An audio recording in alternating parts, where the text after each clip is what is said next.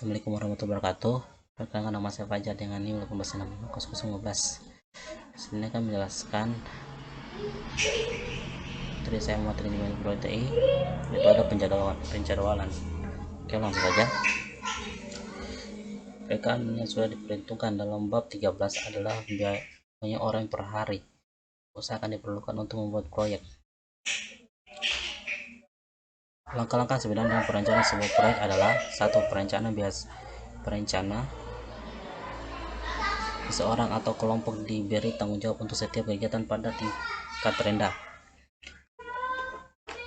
Tanggung jawab kelompok memberikan kegiatan yang di tingkat rendah pada seseorang, penggunaan hari dan berjalan.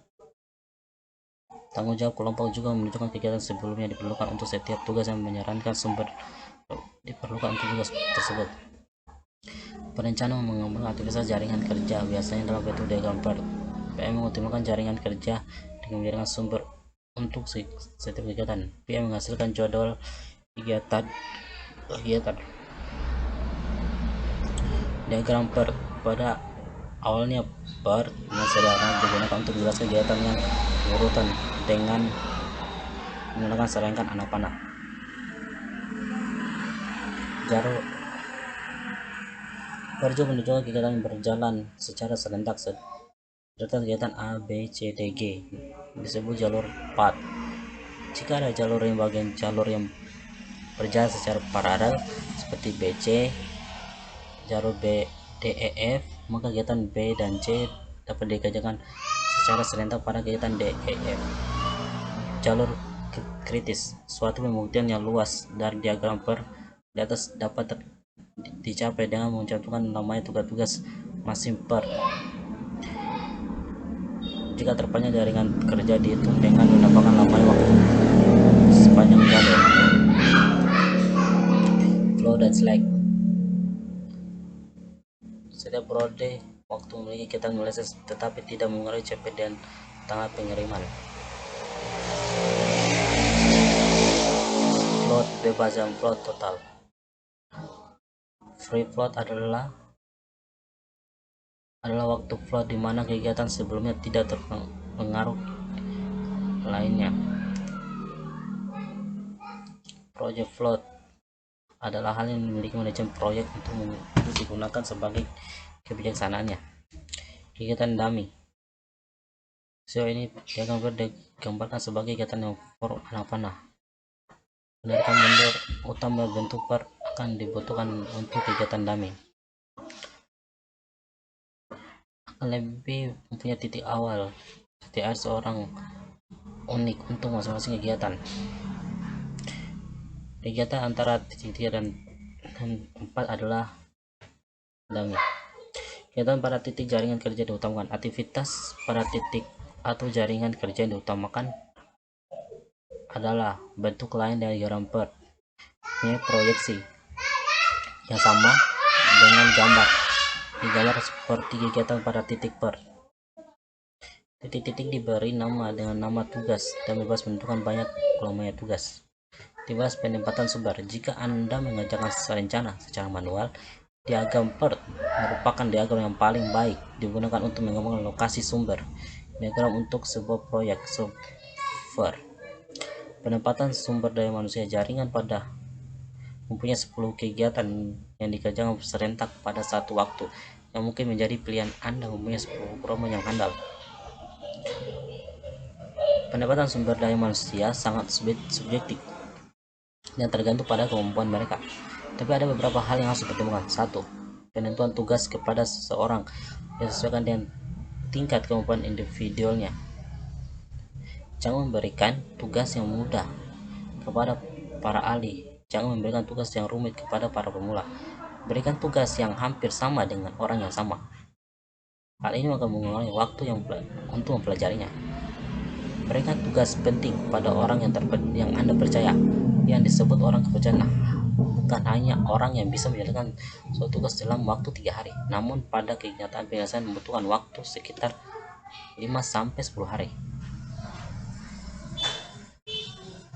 Orang yang dapat percaya itu adalah orang yang Bila berkata menyelesaikan suatu tugas selama 3 hari, maka selama itu segala tugas tersebut selesai. Dengan tugas yang memerlukan komunikasi pada satu orang yang sama untuk menekan interaksi antar manusia. Jangan lupa bahwa pimpinan proyek membutuhkan waktu untuk mengawasi, khususnya pada saat awal proyek. Tingkatkan sumber daya yang ada sebanyak mungkin. Lebih baik tidak bertangan 3 program dalam kesibukan selama 5 minggu berjalan daripada mengerjakan 5 program selama seminggu. Tidak satu pun orang untuk minggu berikutnya, 3 orang minggu berikutnya, 7 orang untuk minggu selanjutnya.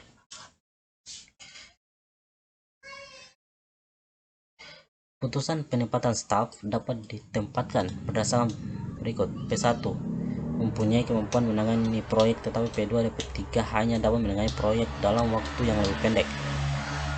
Modul A dan BC merupakan modul paling sulit,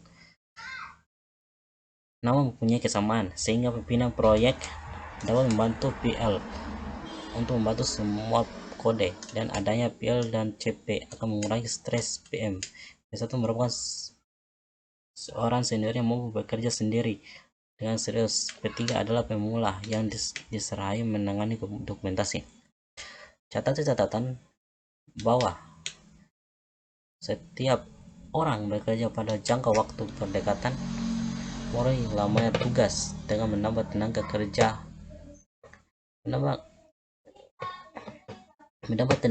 dalam suatu tim tidak perlu mengurangi lamanya tugas-tugas. Peraturan suatu industri yang menonjol yang anggaran temui sangat berguna, yaitu tambahan sekurang-kurangnya 10% dari perkiraan waktu sebenarnya untuk setiap tambahan anggota dalam suatu tim profesional.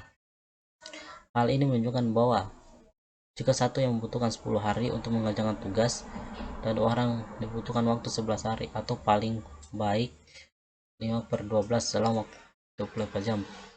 Tambahkan 10% untuk setiap penambahan kumulatif anggota. Lamanya tugas dapat diterjemahkan dari gambar 14.6 menjadi gambar 14.7.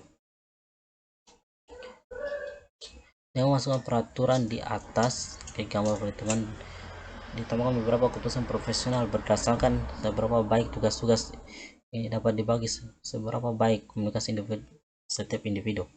Data sumber daya non-manusia. Sumber daya manusia diperlukan untuk proyek software seperti hardware komputer dan paket software, sistem operasi, informasi, menu manual, pelatihan, jaminan komputer, layanan, cetakan. 3 batasan.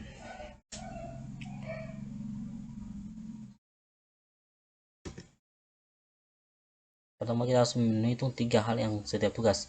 Hal pertama, lamanya waktu normal dalam perkiraannya yang akan kepada manajer pertama kali. Hal kedua, lamanya waktu minimal di mana Anda dapat menekan perubahan tugas. Hal ketiga, biaya tambahan per hari untuk setiap perubahan. Mari kita coba untuk menyelesaikan proyek ini. Algoritma yang menggunakan pada proyek tersebut. Ubah tugas CP jika selama tidak ada jalur lain kritis. Jika jalur lain kritis, untuk ubah tersebut terbaik. Langkah 1, ubah tugas A dari 3 hari menjadi 2 hari. Ada keuntungan 1 hari biaya 500 jika lain tidak padat karena tidak ada kegiatan lain, berarti tugas A tidak dapat diselesaikan lebih lama. Langkah kedua, ubah tugas B dari 5 hari menjadi 4 hari. Biaya 200. Adalah sebuah jalur paralel, jadi periksa jalur tersebut jika jalur ini menjadi kritis. Tugas E dilakukan secara simultan dengan B dan C. Dengan mengubah tugas B menjadi 4 hari, maka B dan C bersama-sama membutuhkan waktu 11 hari. Tugas E dilakukan selama 11 hari dan demikian berubah menjadi kritis, tapi belum diubah. Langkah ketiga, ubah tugas B menjadi 3 hari. Dia biaya 200 karena E dan E paralel kritis, maka E memerlukan tambahan hari. E harus diubah. Kesimpulan untuk penyelesaian proyek. Beberapa asumsi dapat dibuat di sini. Pertama, tugas dapat diselesaikan. Menambah tenaga kerja waktu lembur belum tentu mempercepat penyelesaian proyek. Kedua, tugas dapat diselesaikan sesuai pesanan. Ketiga, tugas-tugas dapat diselesaikan secara terpisah. Penyelesaian satu tugas mengaruhi tugas lain komputer terbaik untuk membantu sebuah perhitungan Anda.